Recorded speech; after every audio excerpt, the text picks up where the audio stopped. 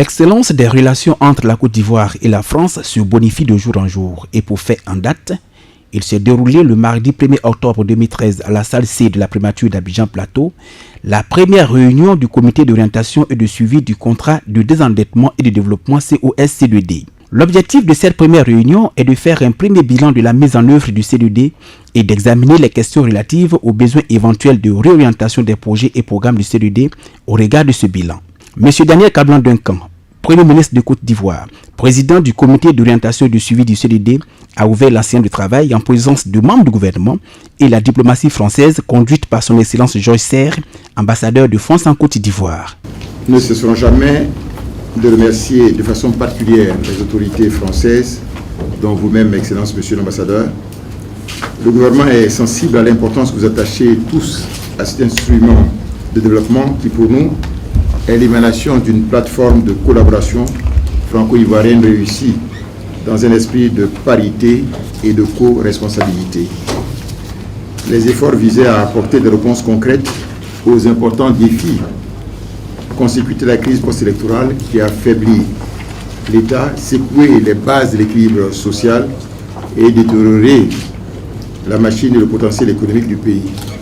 Il faut souligner qu'au titre de la relance économique, le gouvernement s'emploie au quotidien au renforcement et à l'accélération de la mise en œuvre d'un ensemble de réformes structurelles et sectorielles en vue d'améliorer la compétitivité de l'économie et l'environnement des affaires.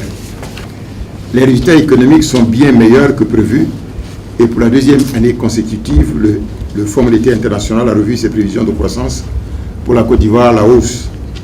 Avec un taux de 9,8% en 2012, la Côte d'Ivoire a rejoint les pays qui ont le plus fort taux de croissance en Afrique et dans le monde. Notre objectif, celui du gouvernement ivoirien, au-delà de l'objectif du président de la République, son Excellence M. Alassane Ouattara, est de construire des bases fortes pour faire de la Côte d'Ivoire un pays émergent à l'horizon 2020 et de réduire de moitié le taux de pauvreté en 2015. À ce jour, les décaissements du compte C2D de la BCEAO s'élèvent à 19,45 milliards de francs CFA, dont 16,4 milliards au titre de l'appui budgétaire au paiement des arriérés intérieurs de 2012 et 3,5 milliards de francs CFA pour le financement des études et pilotage des projets et structures du C2D. Ce pari, nous le tiendrons. Dans cette optique, le taux de croissance pour ces 3 prochaines années devrait atteindre environ 9% en 2013, 10% en 2014 et 2015.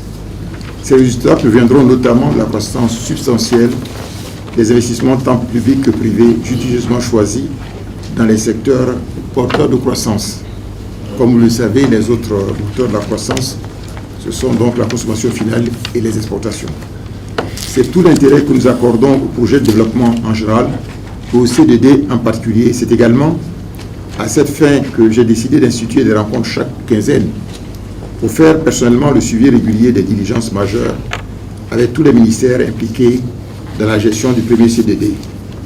Excellences, Mesdames et Messieurs, comme vous le savez, le premier C2D a été signé entre la France et la Côte d'Ivoire le 1er décembre 2012 pour un montant de 413,25 milliards de francs CFA. Cérémonie au cours de laquelle on avait noté la présence effective de M. Pierre Moscovici et de Pascal Canfin, tous deux membres du gouvernement français. Le bon rythme de décaissement, gage d'un C2D réussi, est de façon permanente notre souci. Nous sommes dans la première phase d'instruction des projets d'infrastructure, développement urbain, agriculture ou assainissement.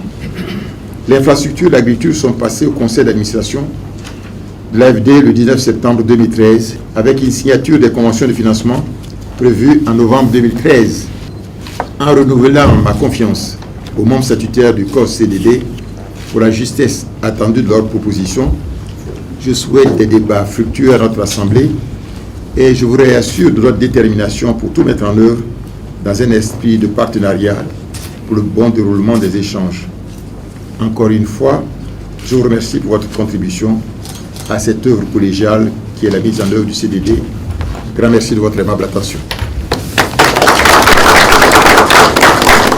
Pour la partie française, l'ambassadeur Georges Serre a réaffirmé le soutien de son pays à accompagner le processus. Je me félicite tout d'abord de constater, dans les rapports préparés par le secrétariat technique du C2D, et par les maîtrises d'ouvrage que le bilan est globalement positif et que nous allons voir très prochainement démarrer les premiers chantiers du contrat de désendettement et de développement.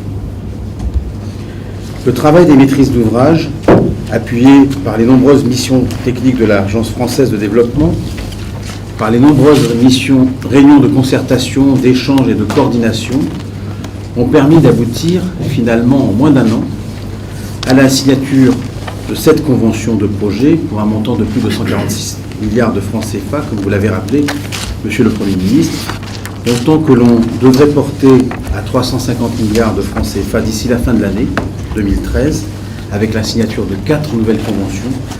Cela voudrait dire que d'ici la fin de l'année, nous aurions engagé 85% du montant total de ce premier C2D.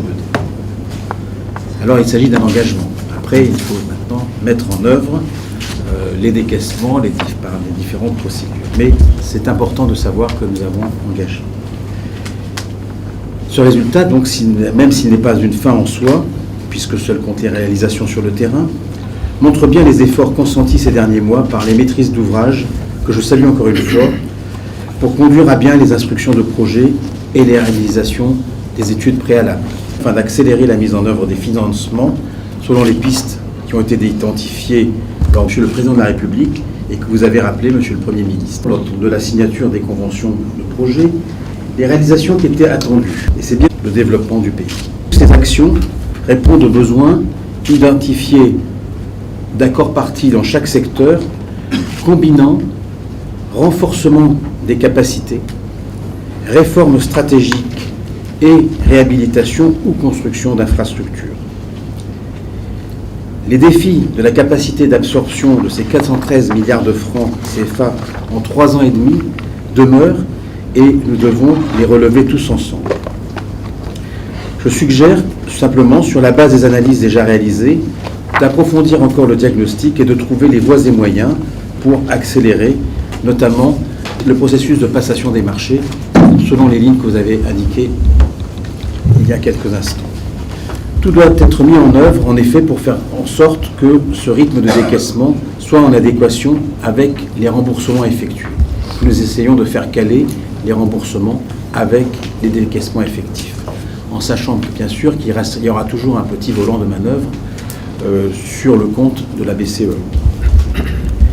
C'est pour cette raison également que dans la définition des programmes, les critères de l'efficacité et de la qualité des opérations financées, mais aussi la rapidité des décaissements ont été pris en compte, ce qui devrait conduire à des décaissements rapides de certaines composantes. C'est aussi la raison pour laquelle nous avons décidé d'accord parti ce deuxième appui financier ciblé, comme celui qui avait été fait à la fin de l'année 2012, et qui sera effectivement décaissé en novembre et en décembre 2013, au deuxième C2D. En fait, nous nous rendons compte qu'il faut déjà anticiper ce mouvement, et sur la base de cette expérience que nous avons acquis en commun, et afin de mener dès 2014 les études préalables au financement des futurs projets. Ces études ont été en quelque sorte un élément pour que nous lancions le présent C2D, mais anticipons maintenant le deuxième C2D avec les études lancées dès à présent. Cette réflexion pourrait être au cœur de la revue à mi-parcours que nous avons programmée très prochainement.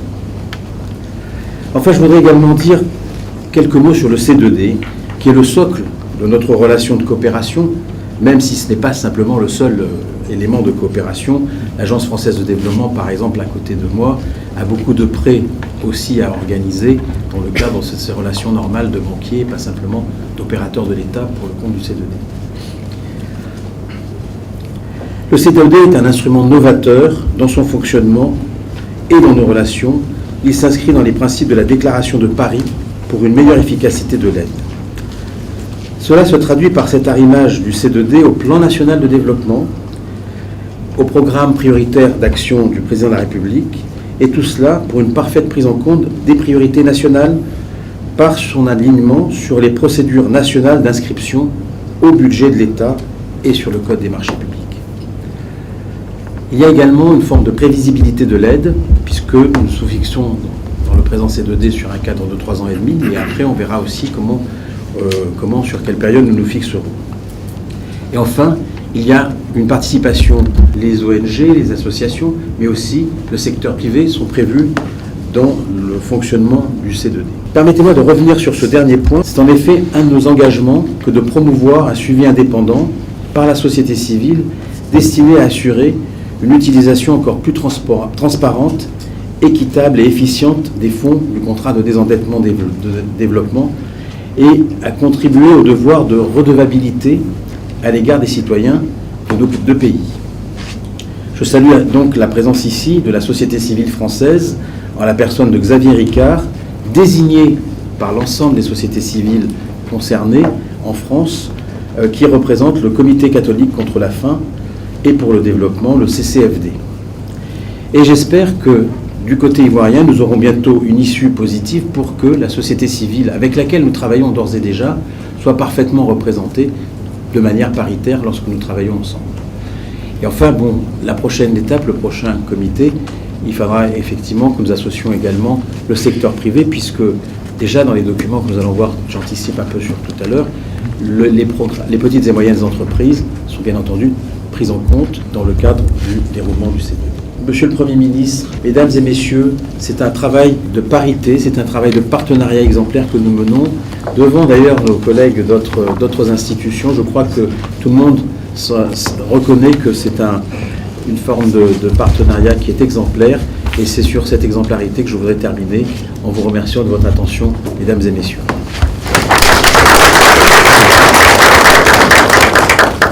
Il s'en est suivi une séance de travail à huis clos, rendue publique dans un point de presse. Historiquement, c'est d'abord un grand moment puisque c'est la première fois que nous faisons cet exercice à l'occasion du contrat de désendettement et de développement.